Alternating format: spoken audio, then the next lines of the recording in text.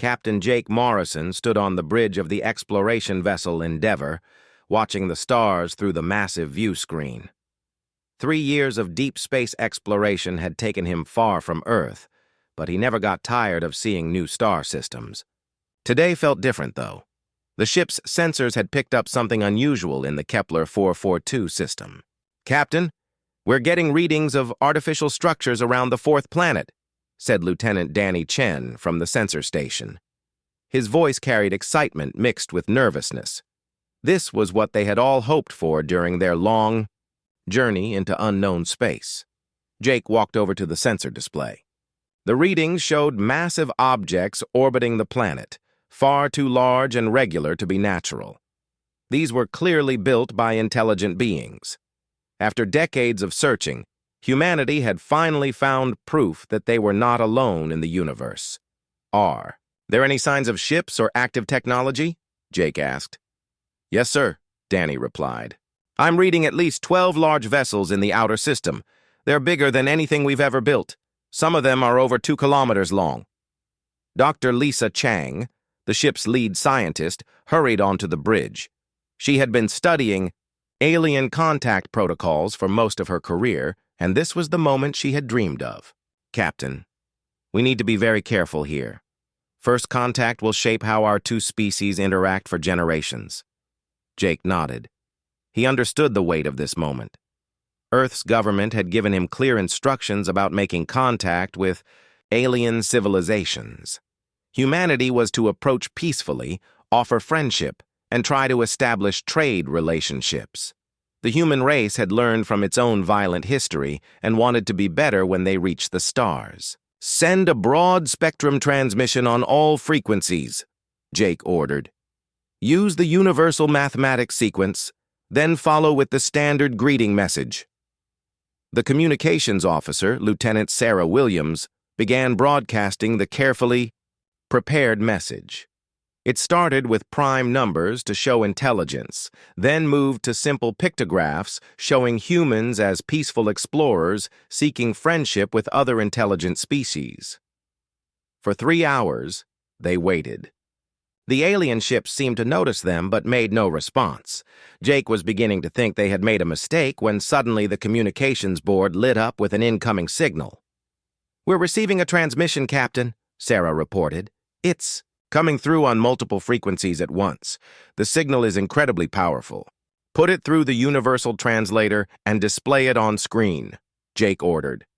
The main screen flickered, then showed an image that made everyone on the bridge gasp.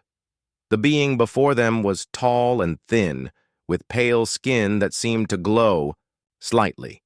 It had 4 arms instead of 2, and its face was longer than a human's, with large dark eyes that showed no warmth. When it spoke, the translator converted its words into English. "I am Ambassador Kethvar of the Zephyrian Empire. You are humans from the planet Earth. We know of your species." Jake stepped forward. "I am Captain Jake Morrison, representing the United Earth Federation. We come in peace, hoping to establish friendly relations between our peoples." Kethavar's expression did not change.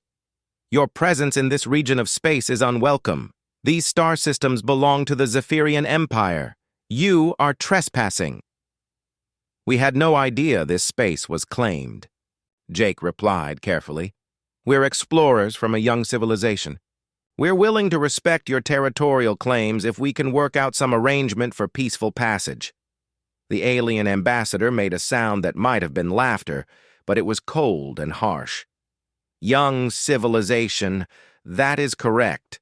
You humans have only just learned to leave your birth planet.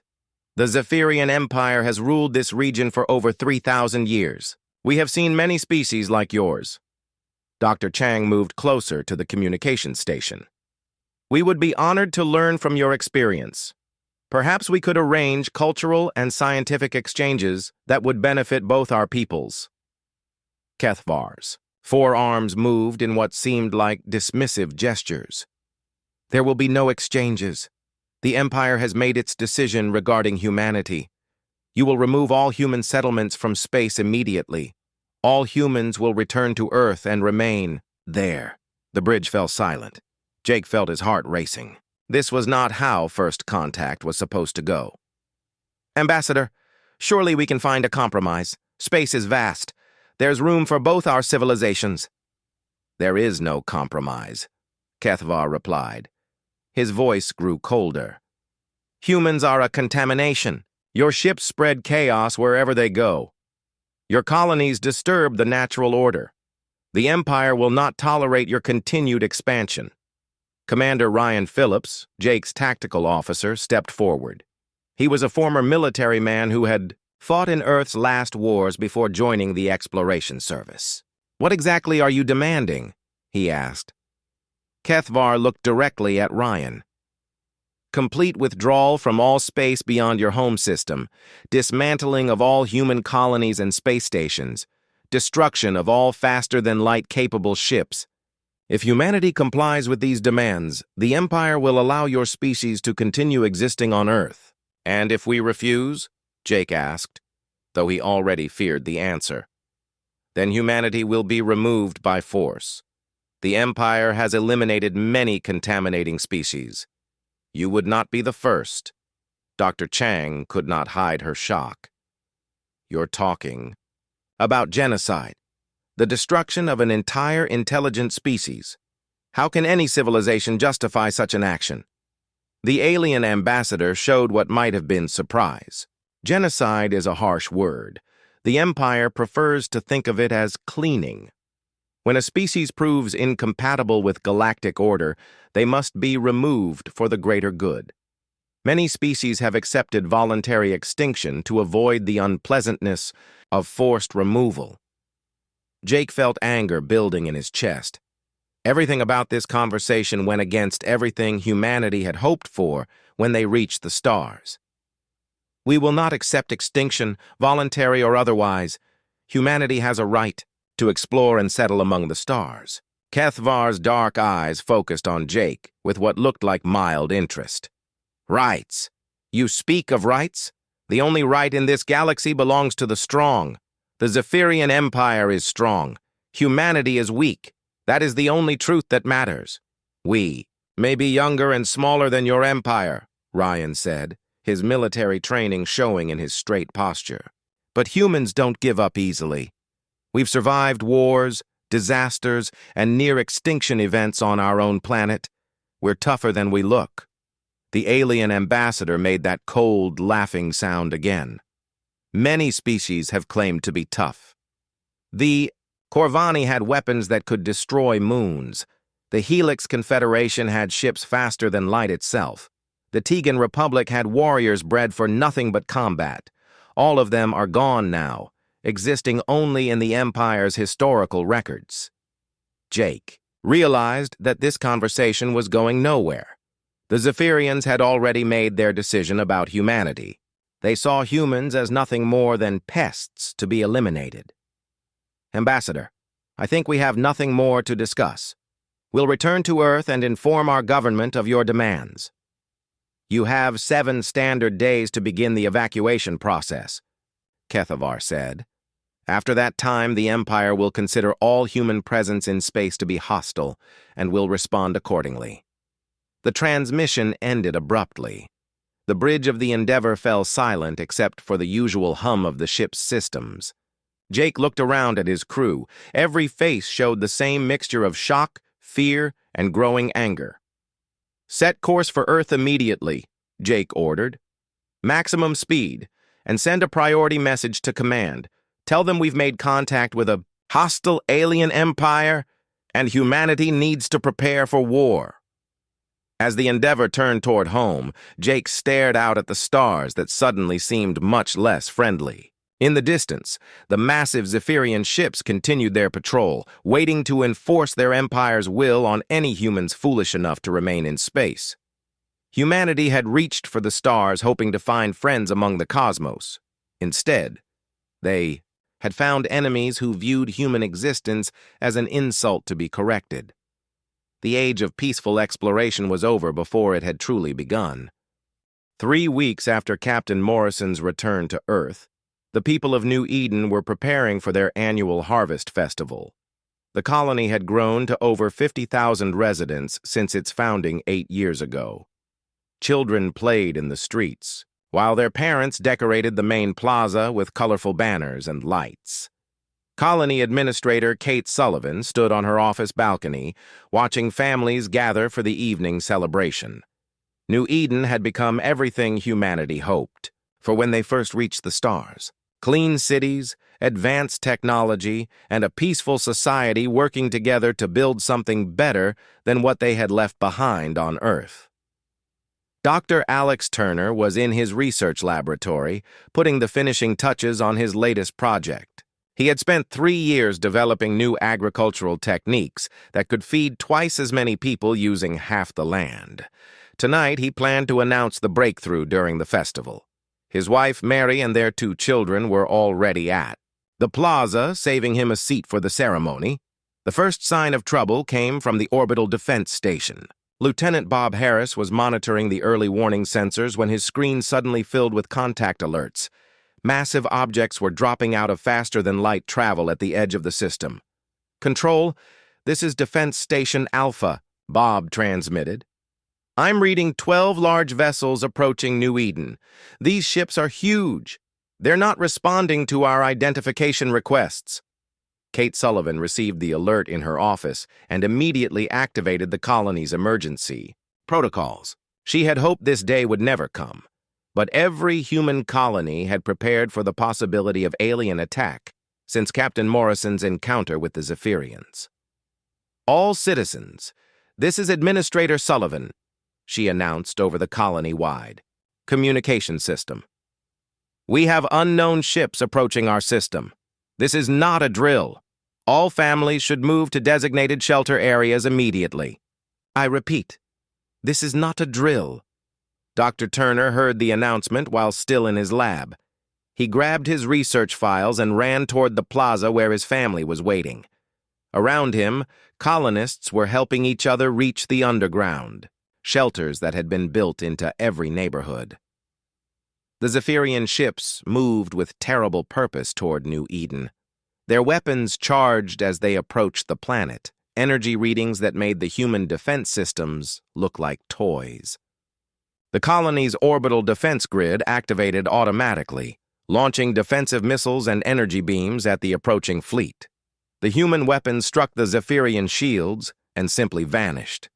The alien shields absorbed the attacks without any visible effect. The massive ships continued their approach as if the human defenses did not exist. Lieutenant Harris watched in horror as return fire from the alien ships vaporized the defense station's weapons platforms one by one.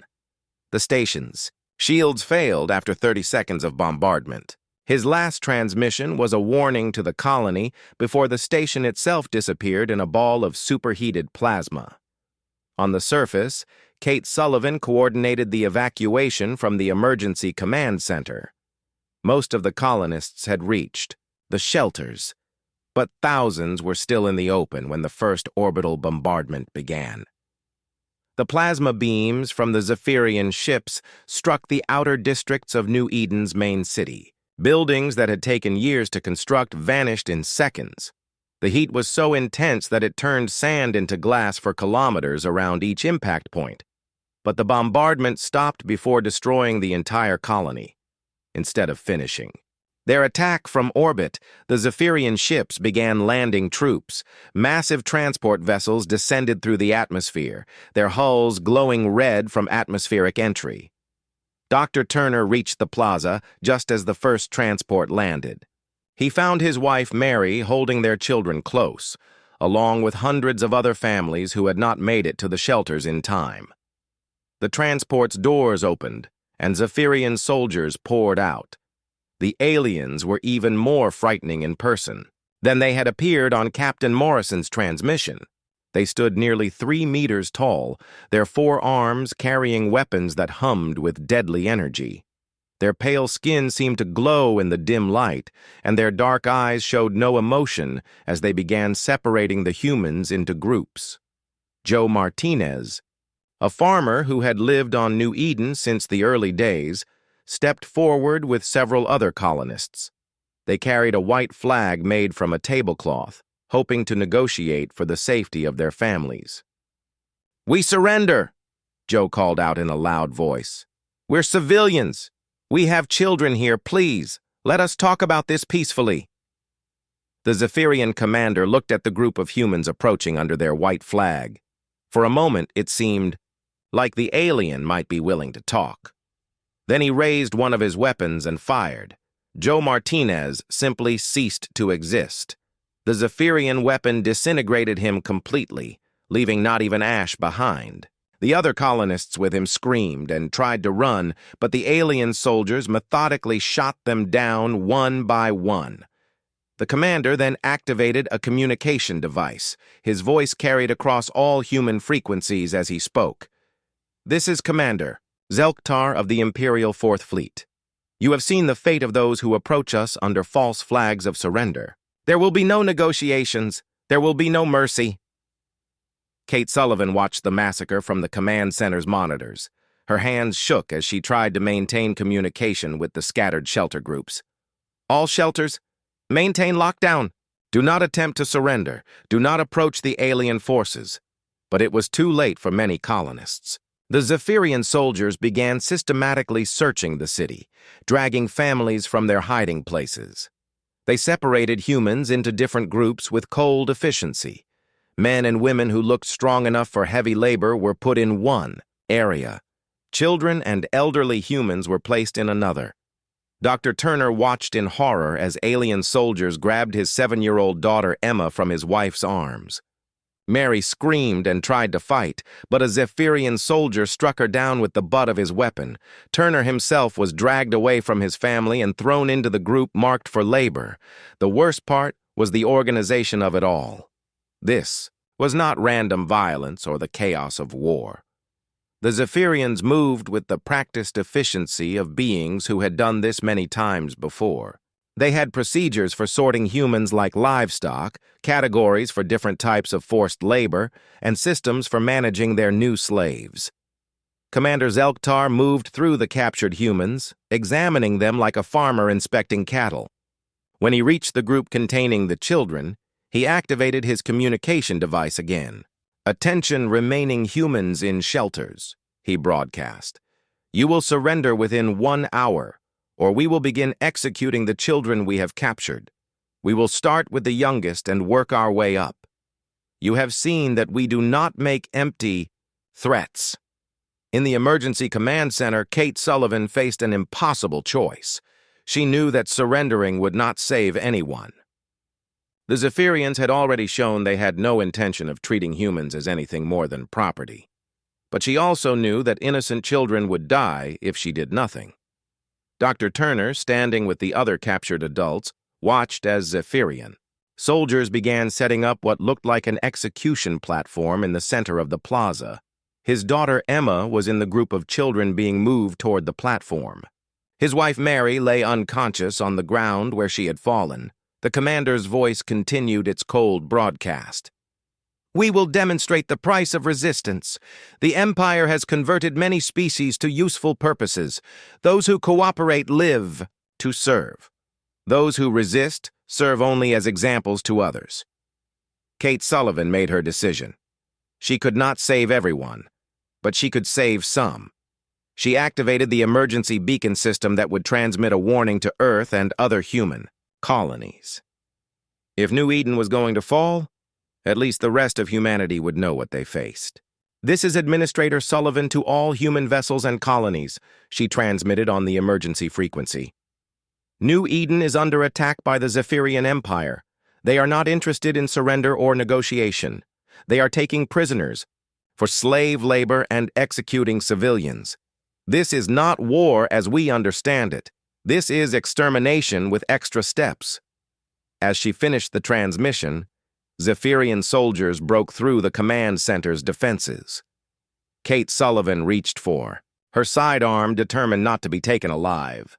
Her last act was to activate the base's self-destruct sequence, ensuring that none of New Eden's technology would fall into alien hands.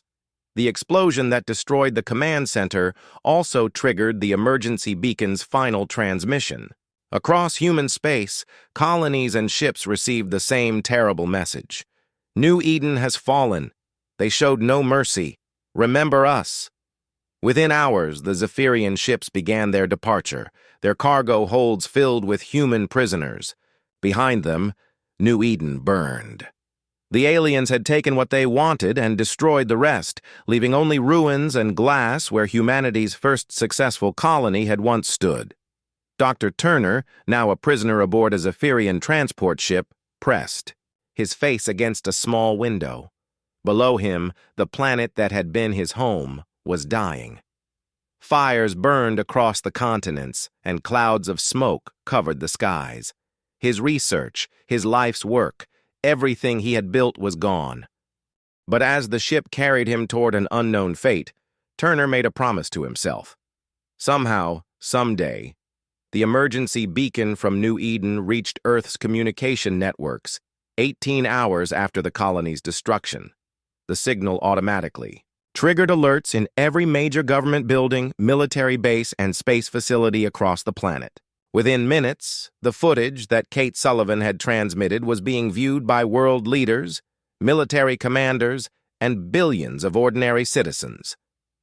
President Maria Gonzalez sat in the emergency session of the World Council, her face pale, as she watched the recorded images of Zephyrian soldiers executing civilians under a flag of truce. The large conference room was completely silent, except for the terrible sounds coming from the speakers. When the footage ended, nobody spoke for a full minute. 50,000 people, President Gonzalez finally said, her voice barely above a whisper. 50,000 men, women, and children, murdered or enslaved because they dared to live among the stars. General Patricia Lee, Earth's top military commander, stood up from her chair. She was a veteran of the resource wars that had nearly destroyed Earth 30 years ago, but even she had never seen anything like the systematic cruelty displayed by the Zephyrians. Madam President, we need to mobilize every military asset. We have, General Lee said. This is not a territorial dispute or a trade disagreement. This is a war for the survival of our species.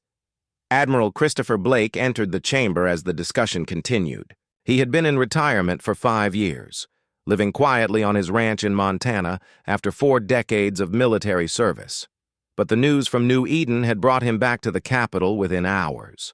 Blake was the most respected military mind of his generation, the man who had ended the resource wars and united Earth's fractured nations. Admiral Blake, President Gonzalez said, rising to meet him. I was hoping you would come. We need your experience now more than ever. Blake looked around the room at the assembled leaders. He could see fear in their faces, but also something else, anger. Raw, burning anger that reminded him of humanity at its most dangerous. I've reviewed the New Eden files, Blake said. The Zephyrians made a serious mistake. They think they crushed human resistance by destroying one colony. Instead, they've shown every person on Earth and in our other colonies exactly what surrender means. Dr. Susan Wright, Earth's leading physicist and head of the Advanced Research Division, activated her holographic display. She had been working non-stop since receiving the beacon data, analyzing every piece of information about Zephyrian technology. The alien ships are incredibly advanced, Dr. Wright explained. Their shields absorbed our weapons fire without any noticeable drain.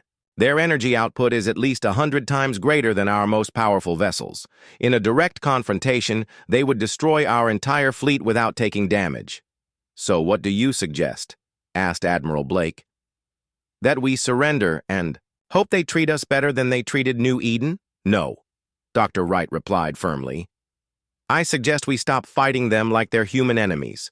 Their technology has weaknesses. I've found resonance patterns in their shield frequencies that suggest vulnerability to specific electromagnetic pulses. If we can develop weapons that target these weaknesses, we might level the playing field. General Lee activated the global communication system that connected military bases on Earth, Mars, Luna, and the asteroid mining stations. All commands, this is General Lee. Operation Righteous Fury is now active. Every shipyard, every factory, Every research facility is to focus on war production immediately. This is not a drill. The response was immediate and overwhelming. Across human space, entire populations mobilized for war. The industrial complexes on Mars began retooling their mining equipment production lines to build weapons. The Luna research stations started developing new military technologies. Even civilian colonies that had never seen conflict began training, militia forces. But the most important change was in the human spirit itself. The footage from New Eden had awakened something primal in humanity. People who had lived their entire lives in peace suddenly understood that sometimes violence was the only answer to evil. Captain Nina Rodriguez received her new orders while commanding a patrol ship near the Centauri colonies. Her mission was to harass Zephyrian supply lines using hit-and-run tactics. Rodriguez was a small ship specialist who had spent years chasing pirates and smugglers through asteroid fields. Now she would use those same skills against alien invaders. Navigation. Plot a course for the Zephyrian supply depot that intelligence identified near Wolf 359, Rodriguez ordered. We're going to show these aliens that humans can bite back. Her ship, the Defiance, was one of the new fast attack vessels designed specifically for asymmetric warfare. It was small enough to avoid detection by large sensors, fast enough to escape if discovered, and armed with the new electromagnetic pulse weapons that Dr. Wright's teams had developed. The attack on the Wolf 359 depot was humanity's first successful strike against the Zephyrian Empire. Rodriguez's team destroyed 3 supply ships and damaged a fuel processing station before escaping into the asteroid field. The aliens had expected human ships to engage in traditional naval combat. They were not prepared for guerrilla tactics. Back on Earth, Admiral Blake was coordinating the largest military buildup in human history. Every nation on the planet had contributed resources to the war effort. Former enemies worked side by side in weapon factories. Scientists shared research that had been classified for decades. Humanity had united in a way that had never happened before. Dr. Wright made her breakthrough 3 months after New Eden's destruction. Working with captured fragments of Zephyrian technology from Rodriguez's raid, she discovered that alien quantum systems could be disrupted by precisely tuned electromagnetic fields. We can build weapons that will shut down their shields and engines, Dr. Wright announced to the Emergency War Council. It won't make their ships explode, but it will leave them helpless, dead in space. How long to develop these weapons? Admiral Blake asked. 6 months for ship-mounted versions, a year for larger installations. But Admiral, I need to warn you about something else I've discovered. The Zephyrians aren't just cruel, they're systematic about it. I've analyzed their attack patterns from New Eden and other sources. They have procedures for this. They've done it before, many times. The room fell silent again. The implications were clear. Humanity was not the first species to face Zephyrian aggression. They were just the latest in a long line of civilizations that the Empire had enslaved or destroyed. How many? President Gonzalez asked quietly. Based on the data fragments, at least 12 major civilizations in the past 1,000 years. Possibly more. The Zephyrians have turned genocide into an industrial process. Admiral Blake stood up and walked to the holographic display, showing Zephyrian territory. Then we're not just fighting for humanity. We're fighting for every species they've murdered. We're fighting to make sure this never happens again. The war preparations accelerated. Shipyards that had been building exploration vessels and cargo, haulers began producing warships. The new vessels were designed around human advantages, speed, maneuverability, and the ability to operate in conditions that would disable Zephyrian technology. Captain Pete Johnson was assigned to command one of the new assault cruisers coming off the production lines. The ship was called Retribution, and it carried the most advanced weapons humanity had ever built. Johnson was a veteran of the corporate fleet wars who understood that fighting aliens would require new tactics. The key is to think in 3 dimensions. Johnson explained to his crew during their first training exercise, Zephyrian ships are designed for traditional naval combat. They expect enemies to approach from predictable angles. We're going to attack from above, below, and directions they don't expect. Meanwhile, Captain Rodriguez continued her raids against Zephyrian outposts. Each successful attack brought back more information about alien technology and tactics. More importantly, each victory proved that the Zephyrians could be beaten. The turning point came when Rodriguez intercepted a Zephyrian communication discussing their next target. The aliens were planning to attack the Tau Ceti colonies, home to another 200,000 humans. Admiral Blake, this is Rodriguez, she transmitted on the secure military frequency. I have intelligence on the next Zephyrian attack. We can be ready for them this time. Admiral Blake studied the tactical data that Rodriguez had gathered. The Zephyrians were sending a smaller force to Tau Ceti than they had used at New Eden.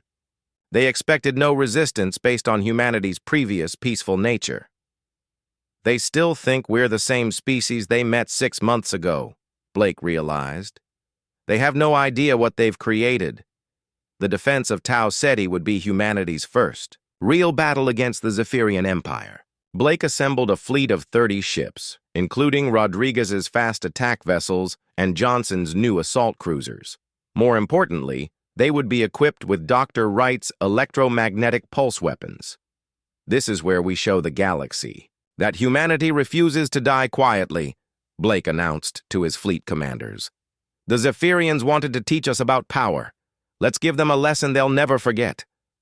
As the human fleet prepared for battle, word of the Battle of Tau Ceti began at 0600 hours ship time when long-range sensors detected the approaching Zephyrian fleet. Admiral Blake stood on the bridge of his flagship Vengeance, watching as 8 massive alien vessels dropped out of faster-than-light travel at the edge of the system. They're following the same pattern they used at New Eden, reported Commander Lisa Park from the tactical station. Moving in formation toward the colony planet. They're not even scanning for defending forces. Captain Pete Johnson, commanding. The assault cruiser Retribution opened a communication channel to the fleet. Admiral, they're acting like they own the place. No defensive formations, no advanced scouts. They really think we're still the same helpless humans they met before. Blake smiled grimly. The Zephyrians were about to learn that humanity was capable of rapid evolution when survival was at stake. All ships maintain position behind the asteroid field until they commit to their attack run. We want them focused on the planet when we hit them. On the planet below, the Tau Ceti colonists had evacuated to underground shelters, but this time, they were not simply hiding and hoping for mercy.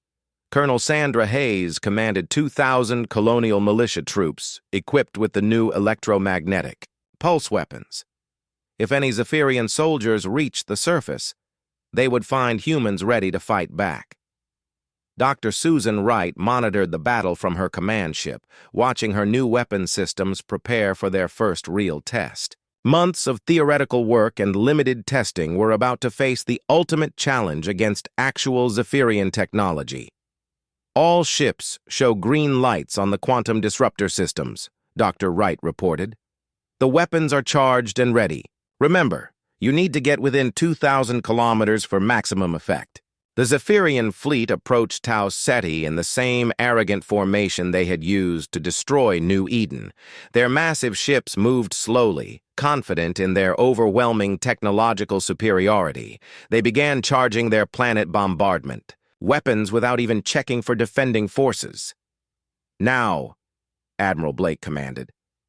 30 human ships burst from concealment behind the asteroid field, moving in attack formations that no navy in galactic history had ever seen before. Instead of approaching in a single line like traditional fleet tactics, the human ships came from 6 different directions at once, using 3-dimensional movement that confused Zephyrian targeting systems. Captain Johnson's Retribution led the primary attack, diving toward the Zephyrian flagship from directly above. The alien ship tried to rotate its shields to face the attack, but Johnson was already changing direction, spiraling around the massive vessel while firing quantum disruptor pulses at point-blank range. The effect was immediate and dramatic. The Zephyrian ship's shields flickered and died, their energy systems disrupted by Dr. Wright's electromagnetic weapons.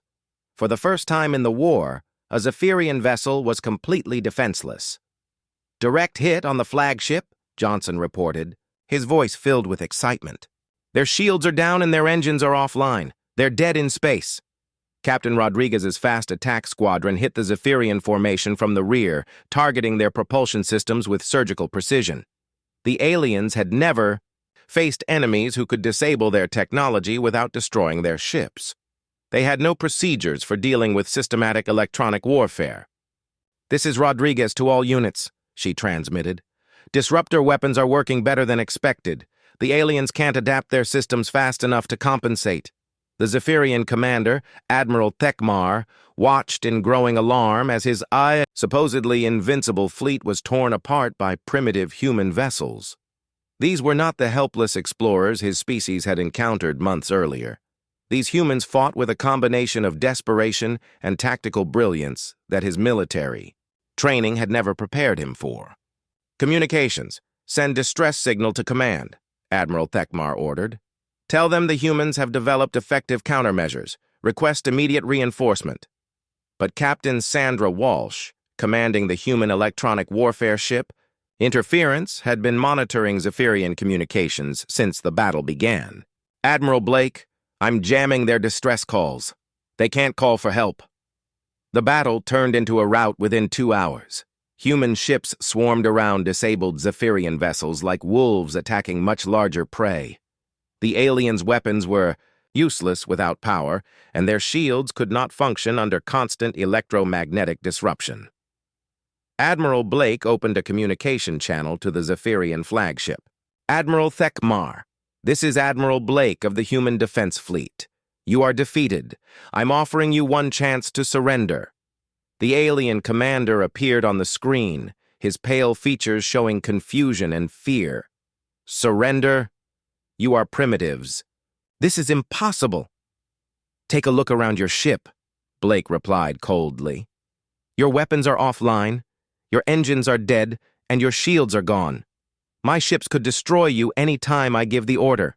The only reason you're still alive is that I want to send a message." "What message?" Thekmar asked. "That humanity is no longer asking for your permission to exist among the stars. We're telling you how things are going to be. You will withdraw all Zephyrian forces from human space immediately. You will release all human prisoners taken from New Eden, and you will never again attack human colonies or ships." Admiral Thekmar's 4 arms moved in gestures of outrage. "The Empire does not negotiate with lower species. We do not accept demands from primitives." Blake's expression did not change. "Then you can explain to your Empire why you lost 8 ships to those primitives. Communications.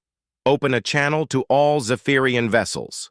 Blake's voice carried across all frequencies as he addressed the defeated alien fleet.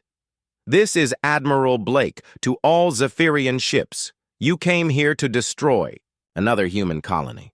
You came here to murder innocent people like you did at New Eden. Instead, you found humans who refused to die quietly." He paused, letting his words sink in. "You will return to your empire and tell them exactly what happened here. Tell them that humanity remembers New Eden. Tell them that we will never forget the children you murdered. And tell them that if they want to finish what they started, they know where to find us." The human ships began withdrawing from the disabled Zephyrian vessels, leaving them adrift but alive. It was a calculated mercy designed to ensure that word of humanity's new capabilities would reach the Empire's leadership. Captain Johnson brought the retribution alongside Blake's flagship. "Admiral, shouldn't we capture their ships, study their technology?" Blake shook his head. "We want them to go home and spread fear. Let the Empire wonder what else humanity has learned to do. Fear is a weapon, too, and it's time the Zephyrians learned what it feels like to be afraid." The battle's aftermath transformed human morale across all colonies and ships. News of the victory spread through human space faster than official communications. For the first time since New Eden's destruction, humans felt like they could win this war. Dr. Wright began analyzing battle data to improve her quantum disruptor technology. The weapons worked even better than our models predicted, she reported to Admiral Blake. Zephyrian technology is more vulnerable to electromagnetic disruption than we thought. With some modifications, we could disable entire fleets. General Patricia Lee coordinated the expansion of human military forces based on the Tau Ceti victory. Recruitment centers across human space were overwhelmed with volunteers. Young people who had grown up during peacetime suddenly wanted to join the military to fight for their species' survival. "We're getting more volunteers than we can train," General Lee reported to President Gonzalez. "Every human colony wants to contribute ships and personnel to the war effort. Tau Ceti proved that we can beat them." But Admiral Blake knew that the real war was just beginning. The Zephyrians would not accept defeat easily. They would send larger fleets with improved defenses, and humanity would need to stay ahead of their adaptations. "Begin production of the new ship designs immediately," Blake ordered. "We need vessels specifically built for fighting Zephyrians, faster, more maneuverable, and armed with multiple disruptor arrays." The Zephyrian ships limped away from Tau Ceti, their crews shaken and confused. For 3,000 years, the Empire had dominated every species they encountered. No primitive race had ever successfully resisted their expansion, much less defeated them in open battle. Admiral Thekmar composed his report to the Imperial High Command, knowing that it would probably end his career. "The humans are not what we believed them to be. They fight with unpredictable tactics and possess weapons that neutralize our technological advantages. I recommend treating them as a serious military threat." The report reached Zephyr Prime within days, causing shock and outrage among the Empire's leadership. Many refused to believe that primitive humans could defeat Imperial warships. Others demanded immediate escalation to crush human resistance before it could spread to other species. But a few wise members of the High Command began to wonder if the Empire had made a terrible mistake at New Eden. By showing such cruelty to a peaceful species, they had awakened something dangerous. The humans were no longer seeking coexistence or negotiation. They wanted revenge. And as every species in galactic history had learned, there were few things more dangerous than humans who had nothing left to lose. 18 months after the Battle of Tau Ceti, the war had spread across 12 star systems. What began as humanity's desperate fight for survival had become something the galaxy had never seen before, a successful rebellion against the Zephyrian Empire. Admiral Blake stood on the bridge of the massive dreadnought Vengeance, leading the largest human fleet ever assembled toward the Zephyr system itself. "Final approach to Zephyr Prime," reported Captain Steve Parker from the navigation station. "Long-range sensors show the entire Imperial Navy waiting for us. Over 200 ships in defensive formation around their home planet." Blake studied the tactical display showing the enemy forces. The Zephyrians had learned from their defeats at Tau Ceti and a dozen other battles. Their ships now carried electromagnetic shielding and moved in formations designed to counter human tactics. This would not be an easy victory. "Dr. Wright, are the new weapon systems ready?" Blake asked. Dr. Susan Wright activated her control station from the ship's scientific section. "The quantum cascade device is charged and ready, Admiral. If this works, we can disrupt Zephyrian technology across the entire system. Every ship, every weapon, every defensive platform will be offline for at least 6 hours." "And if it doesn't work?" asked Captain Nina Rodriguez, now commanding a squadron of fast attack ships. "Then we fight the largest space battle in galactic history with conventional weapons," Blake replied calmly. "Either way, this ends today." The human fleet consisted of over 100 ships, including the new Retribution-class assault cruisers and the experimental Fury-class destroyers designed specifically for fighting Zephyrians. Every vessel carried the improved quantum disruptor weapons and electromagnetic pulse systems that had proven so effective in previous battles. On Zephyr Prime below, Ambassador Kethvar watched the approaching human fleet from the Imperial Command Center. He was the same alien who had dismissed humanity as primitive vermin during that first contact 18 months ago. Now he faced the possibility that those same humans might destroy his civilization. High Command, the human fleet is larger than our intelligence reports suggested, Kethvar transmitted. They have weapons and tactics we've never encountered before. Perhaps we should consider negotiation. The response from the Imperial High Command was immediate and angry. There will be no negotiation with lower species. The Empire does not yield to primitives. Destroy them all. Admiral Blake opened a communication channel to the Zephyrian fleet.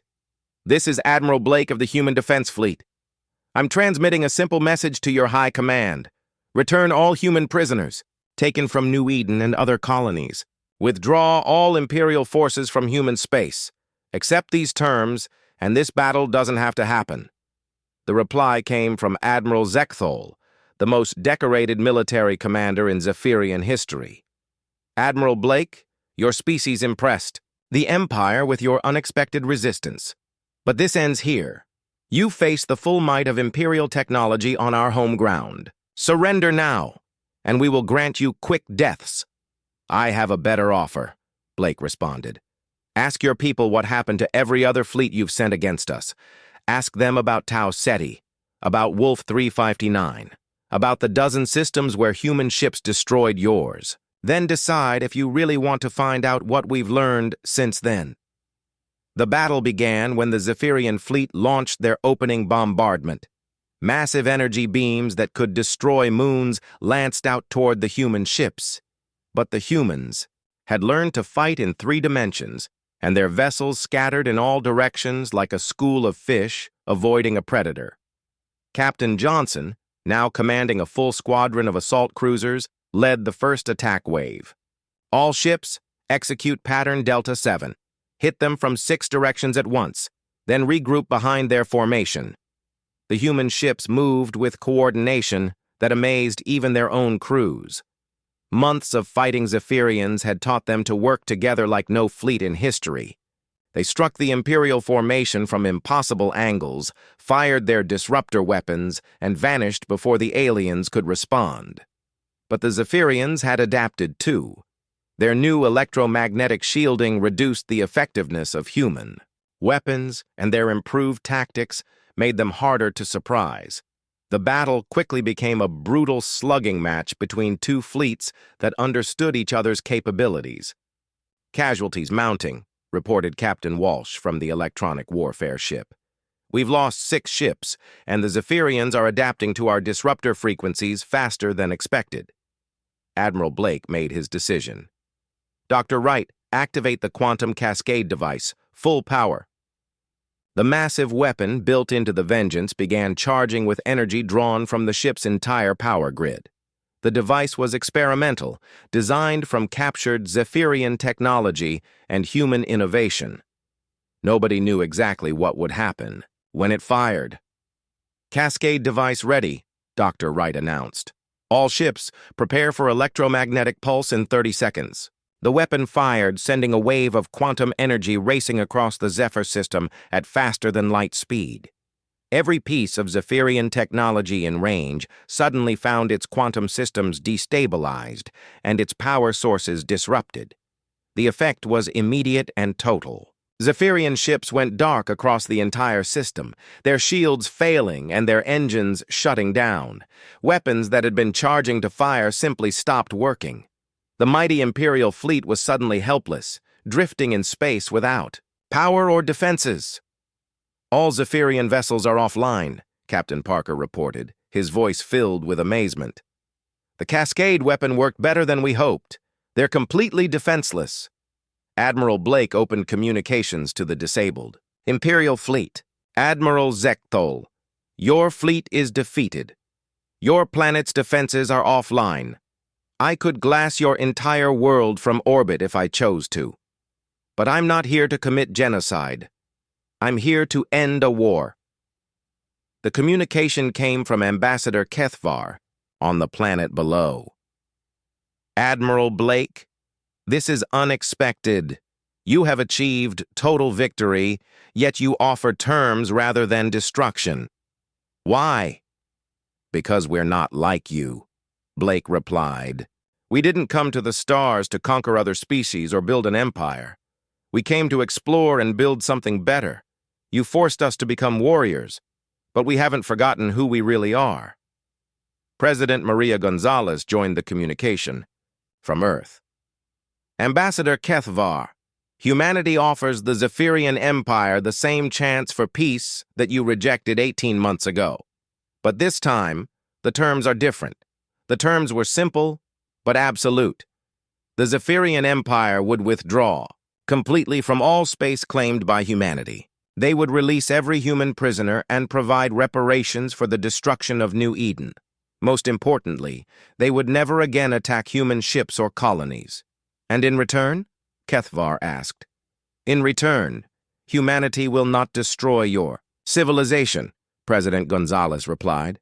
We'll establish the Human Exclusion Zone, a region of space where no Zephyrian ship may travel without permission. But beyond that boundary, your empire can continue to exist. Admiral Zek Thol, speaking from his powerless flagship, could barely contain his rage. The Empire has ruled this galaxy for 3,000 years. We do not accept ultimatums from primitives. Then, you can explain to your people why their home planet is about to become a radioactive wasteland, Blake responded coldly. Look around, Admiral. Your fleet is disabled, your defenses are down, and my ships have enough firepower to crack your planet like an egg. The only reason your world still exists is that I choose to let it. Hours passed as the Zephyrian High Command debated among themselves. Some demanded continued resistance despite their hopeless position. Others recognized that humanity now possessed the power to destroy the Empire completely if they chose to do so. The decision came from an unexpected source. Dr. Alex Turner, the scientist who had been captured at New Eden, spoke from one of the human rescue ships that had located the prisoner camps. Admiral Blake, this is Dr. Turner. I'm speaking to you from the Imperial Prison Facility where they've been holding survivors from New Eden. Blake's voice filled with emotion when he recognized his old friend's voice. Alex, we thought you were dead. How many survivors are there? About 8,000 from New Eden and maybe 30,000 from other colonies, Turner replied. Admiral, they haven't just been using us for labor. They've been experimenting on us, testing our limits, studying how we think and fight. I think they were trying to understand what makes humans so dangerous. The revelation sent shockwaves through both fleets. The Zephyrians had not just enslaved humans. They had been treating them as laboratory specimens. That settles it, Blake announced. Ambassador Kethvar, you have 1 hour to transmit your unconditional surrender. After that, I stop being reasonable. The surrender came 47 minutes later. Ambassador Kethvar, speaking for the Imperial High Command, formally accepted all human terms and agreed to immediate implementation of the peace treaty. The aftermath of the Battle of Zephyr Prime transformed the galaxy. Other species that had suffered under Imperial rule began to rebel, inspired by humanity's example. The Zephyrian Empire, which had dominated the galaxy for millennia, suddenly found itself fighting wars on dozens of fronts. But humanity's victory came with a price. The Human Defense Corps became a permanent melee.